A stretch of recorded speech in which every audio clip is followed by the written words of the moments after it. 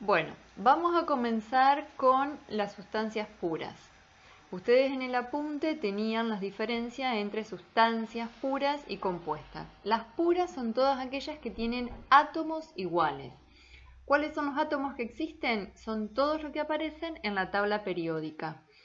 En la mayoría, en todos estos, son elementos naturales que existen en la naturaleza. Los últimos son creados por el hombre. Elementos químicos o átomos es exactamente lo mismo. Fíjense que un átomo de sodio está representado en este caso por dos letras, la primera mayúscula y la segunda minúscula. En cambio hay algunos átomos, como en el caso del hidrógeno, por una sola letra. ¿Cuál es la diferencia entre una sustancia pura y una compuesta? Dijimos que la pura estaban formados por átomos iguales. En las compuestas están formados por átomos distintos. ¿Cuántos átomos puede haber en una sustancia compuesta? Dos o muchos más que dos.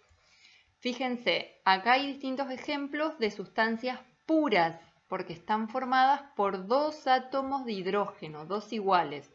Lo mismo en el caso del oxígeno, son dos átomos de oxígeno, por lo tanto estamos hablando de una sustancia pura y a la vez una molécula porque hay más de un átomo. En cambio el agua es una sustancia compuesta porque está formado por átomos distintos. En el caso del agua, hidrógeno y oxígeno. Lo mismo sucede con el dióxido de carbono, carbono y oxígeno, y la glucosa que está formada por 24 átomos. 6 de carbono, 12 de hidrógeno y 6 de oxígenos. Acá en este cuadro aparece la diferencia entre átomos, sustancias simples y compuestas. Fíjense, un átomo es cuando aparece un único elemento, como en el caso del flúor. En cambio, una sustancia simple, como todas las que aparecen, en el caso 2, por ejemplo, es una sustancia simple de nitrógeno. Y una sustancia compuesta está formada por átomos distintos, ¿sí? En el caso 2 también, carbono y oxígeno. Esa es la diferencia entre simple y compuestas. Átomos distintos en las compuestas, átomos iguales en las simples. En el apunte ustedes tenían cuál era la diferencia entre una sustancia pura y una mezcla. Cuando hablamos de sustancias puras, pueden ser sustancias simples o sustancias compuestas, ¿sí? Es lo mismo. La diferencia es entre una sustancia y una mezcla. ¿Cuáles son esas diferencias? Las sustancias puras siempre van a estar formadas por una sola sustancia, es decir, por una única composición. Por ejemplo, el agua, formada por hidrógeno y por oxígeno. Si yo quiero romper esos átomos de hidrógeno y oxígeno, los puedo hacer, pero dejo de tener la sustancia pura, que es el agua. Tengo átomos de oxígeno y átomos de hidrógeno por separado. En cambio, las mezclas están formadas por dos o más sustancias. Por ejemplo, si yo mezclo agua con sal, tengo el agua, átomos de oxígeno y de hidrógeno, y la sal, átomos de sodio y de cloro. ¿Los puedo separar? Sí, puedo separar el cloro o la sal por un lado y el agua por el otro. Por eso hablamos de distintas sustancias que la forman. Tiene una composición que es variable porque, por ejemplo, el agua va a ser igual en todos sus componentes, pero la sal no. Entonces, por ejemplo, necesito distinta temperatura para poder evaporar el agua y para poder sacar la sal. No pueden ser separados por métodos físicos. Los métodos físicos que yo puedo utilizar para poder trabajar en las sustancias puras no existen, porque rompo las moléculas y dejo de tener esas sustancias. En cambio, los métodos físicos que aparecen en las mezclas son los métodos físicos que aparecen en el apunte. Por ejemplo, filtración, decantación, sublimación, cromatografía, etc. Y las temperaturas son siempre constantes porque siempre voy a estar hablando de una misma sustancia. El agua, para poder evaporarla, necesito 100 grados. Se evapora en su totalidad. En cambio, si yo tengo una mezcla de vinagre y agua, por ejemplo, dos componentes distintos, voy a necesitar 100 grados para poder evaporar el agua y 70 grados para poder evaporar el vinagre. Otra de las cuestiones que ustedes tenían que ver era qué es una solución. Siempre cuando hablamos de soluciones estamos hablando de mezclas homogéneas, ¿sí? Siempre en una solución hay dos componentes, un soluto y un solvente. El solvente es el componente o la sustancia que se encuentra en mayor proporción y el soluto es la sustancia que se encuentra en menor proporción. Ahora, la clasificación de esas soluciones pueden ser insaturadas, saturadas o sobresaturadas dependiendo de la cantidad de soluto que ustedes le van a agregar. Si yo tengo un vaso con agua y le agrego media cucharada de sal, no se va a depositar la sal en el fondo, por lo tanto es insaturada. En cambio, si yo tengo un vaso con agua y en vez de agregarle una cucharada, le agrego 2 cucharadas, van a ser saturadas. ¿Cuándo es el punto de saturación?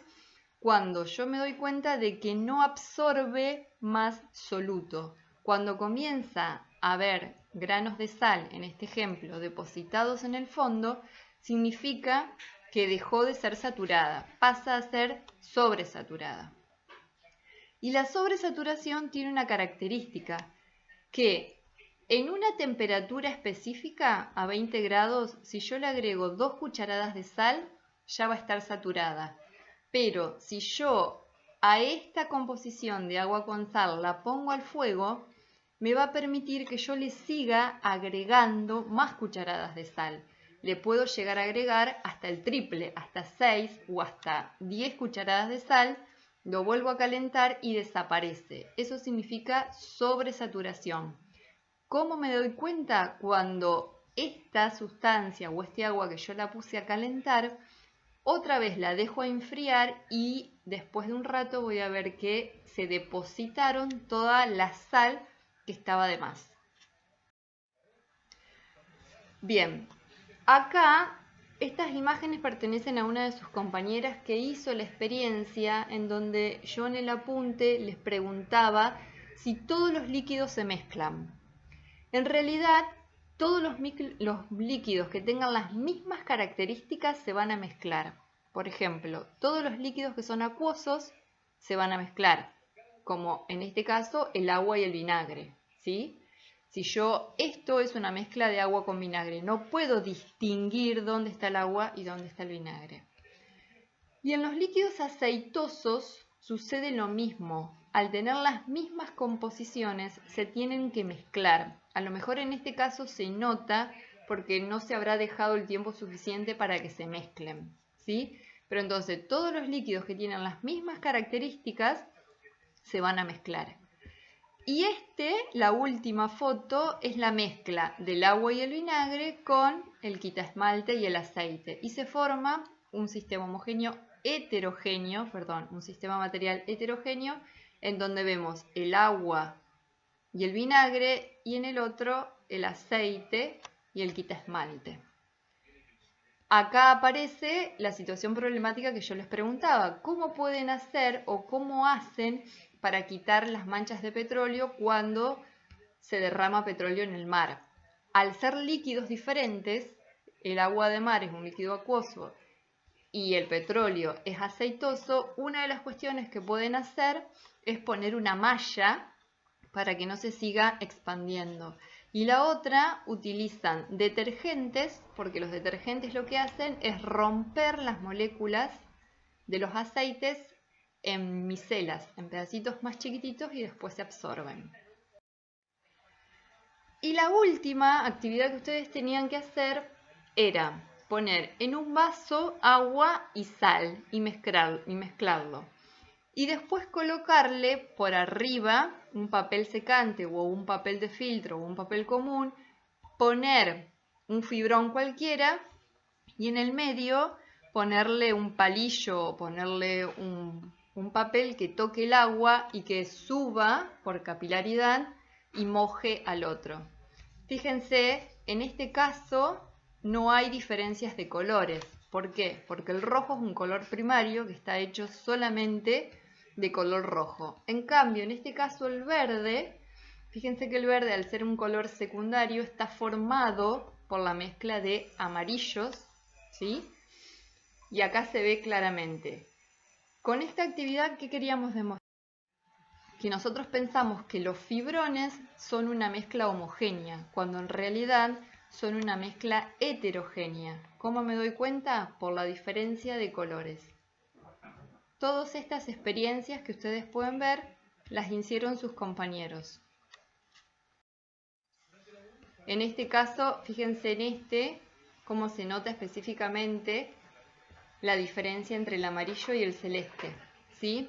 Entonces, este método para poder separar tintas que pensamos que son mezclas homogéneas, en realidad son mezclas heterogéneas y se usa el método físico de cromatografía, poder separar líquidos distintos.